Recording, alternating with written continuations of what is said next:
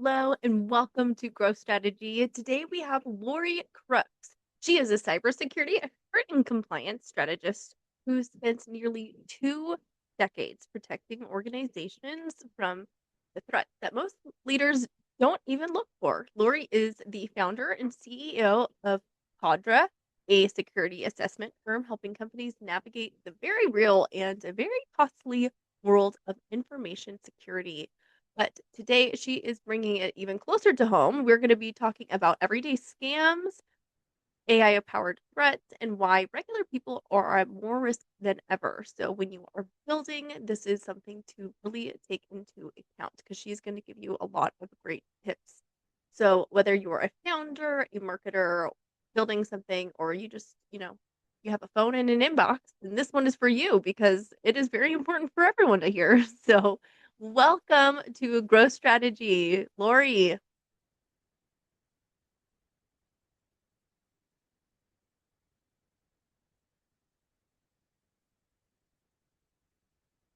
Welcome to Growth Strategy. Whether you're scaling a business, thinking about starting a side hustle, or you're a stay at home parent ready to build even more in your life, this is for you. We challenge the roadblocks, reframe the obstacles, and give you real tools to start building a more intentional life. It takes a village. Welcome to ours. Lori, I am so glad that you are here. Welcome to Growth Strategy. Thank you. I'm excited to be here and talk with you. Hey, how are you doing today? How are you doing? I'm doing pretty good. It's a Tuesday, I guess, today while we're recording. I swear it's Wednesday. So Oh, it's it's been a long couple of days, I guess. gonna be a long week. Yes, I'm afraid so. So let's get into what inspired you to create Cadra and your motivation in building your own business. Sure. I started Cadra about 9 years ago. I worked in industry and then I worked in external consulting. And I think I was just getting burnt out with all the travel and all the expectations and demands, put upon me by other people, mainly my bosses. So, yeah, I think from that point, I just was like, I think I could do my own thing. And I started out just kind of a solopreneur, just starting doing contracting for organizations themselves. And then, that kind of built on top of each other. People are like, oh, you can come work, do subcontract for me too as well.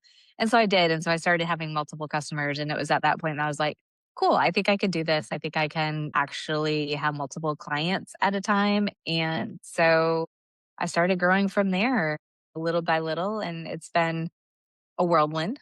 Stressful some days, as we all know. Yeah. Lots of sleepless nights.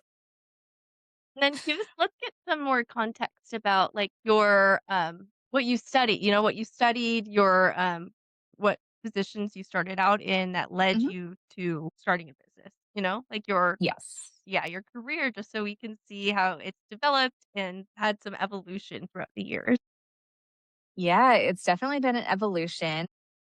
I don't think I mentioned, but I'm in cybersecurity consulting right now, but my degrees are in accounting, and accounting information systems. No, no cybersecurity degrees. So I started out doing financial auditing right after I graduated, and got tired of the number crunching. It was just kind of boring at the end of the day. So Yeah.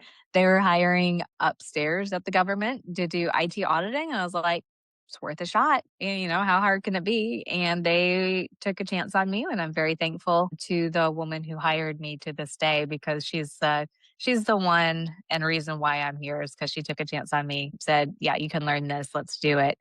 And yeah, so I did IT auditing for a while, and then that kind of moved into cybersecurity over the years. I don't have a cybersecurity background outside of what I've learned on the job and what I've studied while I've been trying to get, my different certifications as I've gone. So it's been evolution, and cybersecurity is always an evolution. I tell people if you want to keep learning, that's a great area to get into because it keeps changing.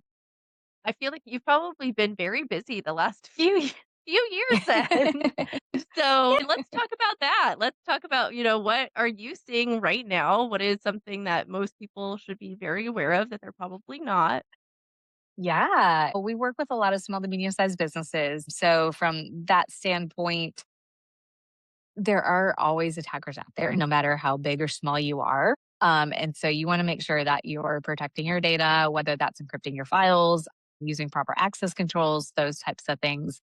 But I think it's becoming more common as well to actually hit end users, on top of it. There is a Chrome browser extension that was, I don't know all the details, but basically, if you haven't updated your Chrome today or yesterday, please go update your Chrome, Okay. because there's a large hole within the Chrome extension now where hackers can get in and steal personal data. So it's not just to businesses anymore, it's also affecting individual users and tools that we use every day. For people that are not necessarily tech savvy, how do you approach them? What is a red flag that you're like, that's a little interesting. Maybe I should consider this more. Yeah, definitely. If you own a home laptop, encryption should come turned on, but sometimes it doesn't. So it's a matter of just going into your settings. If you're an Apple user, it's called File Vault, and just make sure that's turned on. Same thing with Microsoft. I think it's Defender on the personal side for Microsoft. Again, you just want to make sure that's turned on. And for those that might not be as aware what encryption is basically protecting the data. It's taking that data and making it unreadable for anybody to be able to hack into it and use it. So if you lost your laptop, no one's going to be able to break into it, if you have those things turned on. On top of that, you want to make sure that you have some sort of malware scanning in place, looking for those viruses, anything like that. And then the big thing these days is, just people sending text messages to phones pretending to be other people, asking for gift cards, those sort of things. And people unfortunately fall for them a lot. So you just want to make sure that what somebody is asking you, especially if it's looking like it's coming from your boss or management, that it is legit by calling them and asking them first before you go out and spend a lot of money on gift cards and to find out that it was not actually your boss texting you. So those are just some kind of practical things I see on a day-to-day basis, for personal users, not even within the organization. Wow, that is sneaky. I have not heard of that. Yes, it's really bad. Yeah. So you're gifted a gift card and then you use it and then you Yeah, so you go out and buy the gift card and they'll tell you to send them the numbers. And so you send the numbers to whoever you're texting with and they're able to use the gift card and you're out, several $100s. And they're smaller amounts too. So it's not like they're, used to be the king of wherever, says you won the lottery and all that fun stuff and then wants to, gift you millions of dollars. It's just several $100s at this point. And so it seems reasonable at a time, but it's not. It's not actually going to your boss. I've seen this unfortunately time and time again. The emails are getting and text messages are getting a lot easier, or they're getting a lot harder to understand that it is coming from, somebody who shouldn't be because of AI is making things easier to read versus the way it used to be when you get an email and you could tell it was written by somebody where English was not their first language. let's talk more about the start of your business and Mhm. how, what did those early days look like in your entrepreneurial journey? Like how did you get set up?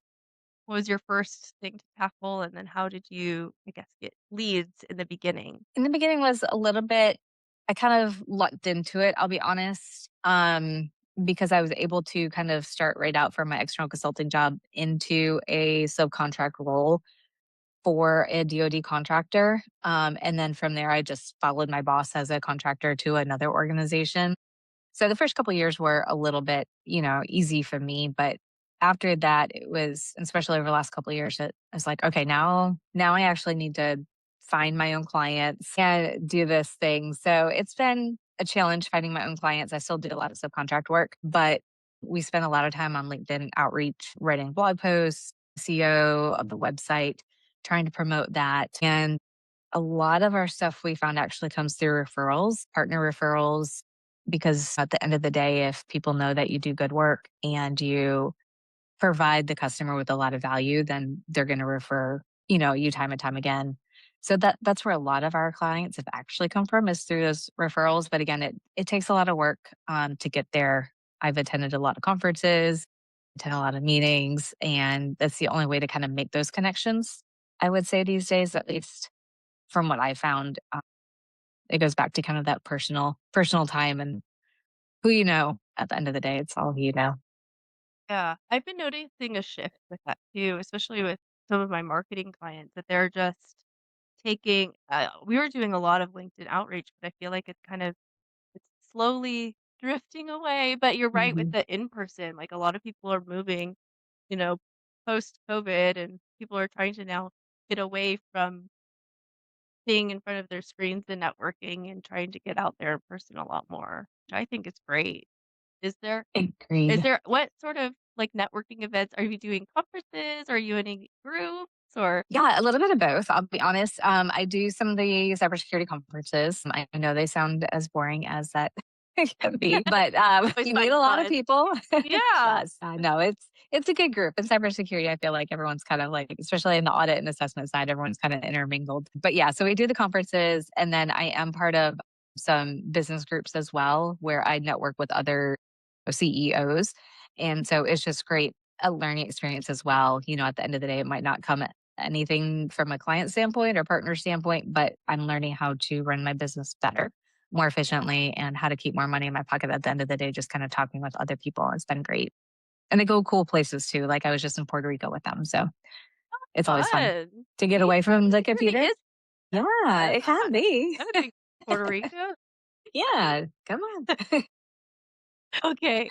What are your direct values for your customers? So when they're coming on and they're a lead for you, what is one thing that you want them to feel with your services and compliance for security? Sure. I want them to feel like we're authentic. I want them to feel comfortable with us and like we're not, and I guess it's part of authentic too, but I don't want them to think like we're just kind of jerking them around to get their money, to have their services with us. We want to make sure that they see who we really are. And honestly, who you see is what you get with me. Like I'm not going to lie to anybody, but that's kind of, we see that a lot, unfortunately, in the industry of, we get a lot of people saying, "Hey, so and so told us this. Is this accurate?" So it's more of a making sure that myself and the team are authentic and providing value to the customer at the end of the day. Yeah, absolutely. That is very important, especially nowadays, just to have that transparent Uh, contract, especially in cyber. Like, yes. so what is a common compliance mistake that you see growing in companies? Because I at least with, like, you know, the rising usage of AI, a lot of people are creating software very quickly, and Mm. sometimes the consumer could be, in a little bit what's the right word? I was like, "Why don't you help me find it?" But sometimes they're the one that are taking the brunt of the security Yeah. challenges because things are being built so, quickly. So for somebody that wants to, um, enact something or some sort of policy or procedure for their brand, what would you say that the first thing that what are the first steps they should take? For me, I like to tell people start with security in mind. It's easier to build a foundation and a product with security from the beginning than if you have to go back and retroactively fit it in because some of the tools that you might be using or some of the code that you had done, whatever, might be a lot harder to change down the line and might actually cost you more money down the line. And again, if you're dealing with a lot of data, you want to make sure that's protected on the back end. So start with security compliance in mind to start and have that foundation and then build the product. And especially today, like you said, with AI and so many people using AI and different skills and open source things, make sure that if you don't understand security, at least have another AI bot or something else run through what you're going to install before you actually install it to make sure that there aren't any vulnerabilities or any malicious intent within it. I know just within like Claude Code, I don't know, or Cowork, I guess, either one, but out of all the skills, I think I heard that like a third of them have malicious intent. So it's just a matter of making sure that you're protecting yourself and your computer by having another AI ticket or just telling the AI, this is what I want you to do, write it yourself. Don't copy and paste and, go automatically build this thing with the skill that you have no idea what it's actually going to do. That was a lot. No, but Sorry. that's a good little nugget just to have that as a resource. Okay, great. Then let's talk about where you're going with Cadra, like what your, strategy is moving forward with growth in general. Yeah, so I'm really trying to scale the business this year by by growing my clientele base and my team. So I have a small team supporting me now, which is great. And I'm trying to scale it through some of the use of AI. So some of these processes that we do can be automated. So I'm trying to put more automation behind things so I can use my team to do other more important things on the client side. So that's really it. Just trying to scale, just trying to get more clients in the door, helping them with whatever assessment or client need they need help with, and helping my team as well become efficient at what they do because that helps the bottom line at the end of the day too.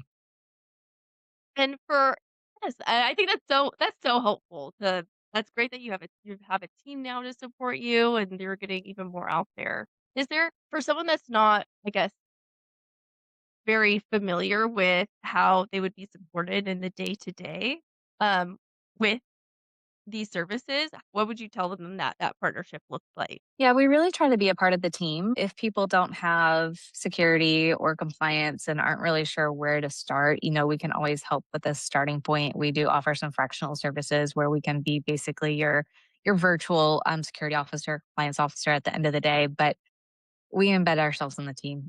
We can help with anything that you all need, whether it's just writing some policies and procedures, understanding the basics.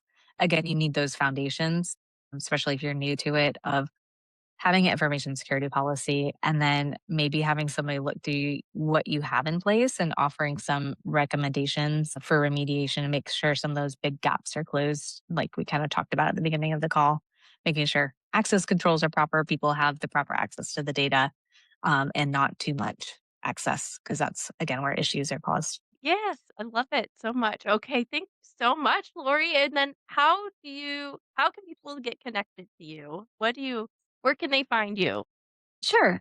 They can find me on LinkedIn or my website. It's cadra.com, cadra.com.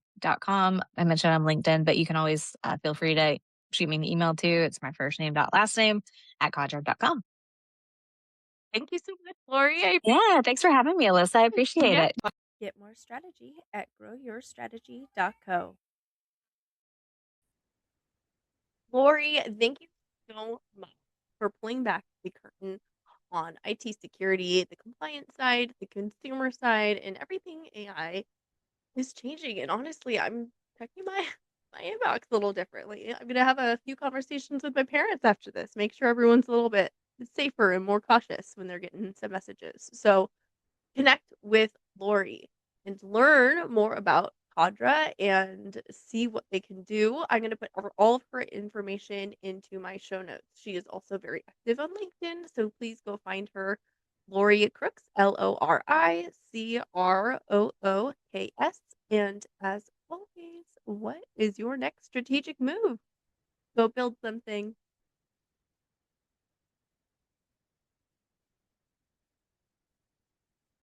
And that's a wrap on this episode of Growth Strategy.